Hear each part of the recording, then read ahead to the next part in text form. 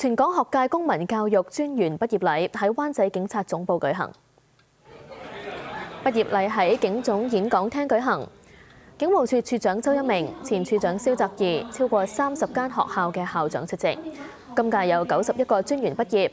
全港學界公民教育學院由愛比斯慈善基金2024年創立，從各間學校幾百個中小學生當中選出專員，接受為期3個月嘅培訓，期望培訓具潛質嘅青少年，令到佢哋明辨是非，擁護正確價值觀。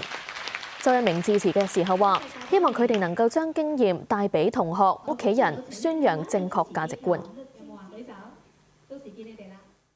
作為未來社會嘅主人翁，大家亦都一定要建立一個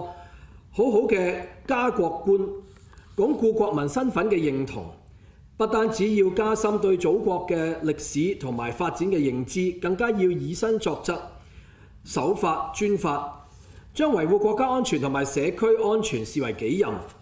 未來你哋要持續多聽、多睇、多思考、多參與，以鞏固正向嘅價值觀。因為呢啲網絡嘅資訊氾濫複雜嘅世代，充斥住好多誘惑，認清唔同嘅糖衣陷阱，以及犯罪為咗人生帶嚟嘅嚴重後果。